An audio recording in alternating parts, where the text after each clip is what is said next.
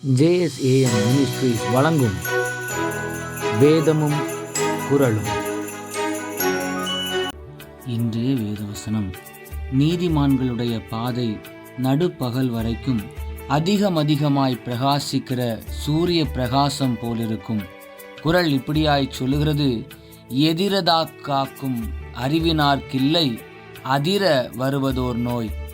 இதனுடைய விளக்கம் என்னவெனில், வரும் முன் அறிந்து காத்து கொள்ளும் திறனுடையவர்களுக்கு அதிர்ச்சி தரக்கூடிய துன்பம் ஏற்படாது. வேதவசனம் இப்படியாய் சொல்லுகிறது, விவேகி ஆபத்தை கண்டு மறைந்து கொள்ளுகிறான், பேதைகள் நெடுக போய் தண்டிக்கப்படுகிறார்கள். நாங்கள் ஞான இருதயமுள்ளவர்களாகும்படி எங்கள் நாட்களை எண்ணும் அறிவை எங்களுக்கு போதித்தருளும்.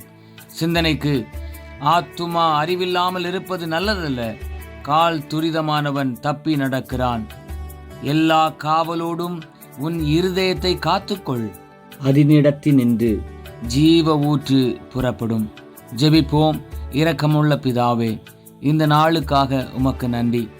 நாங்கள் ஞானமுள்ளவர்களாய் நடந்து கொண்டு மனம் போன போக்கில் நடவாமல் எதிர்காலத்தை அறிந்து நாட்கள் பொல்லாதவைகளானபடியால் காலத்தை பிரயோஜனப்படுத்தவும், உம்முடைய வருகை அதிசீக்கிரம் என்று உணர்ந்து பரலோக ராஜ்யத்தை சுதந்தரிப்பதற்கு பரிசுத்தமாய் வாழ்ந்து எப்பொழுதும் ஆயத்தமாய் காணப்படவும் எங்களுக்கு கிருபை செய்யும்.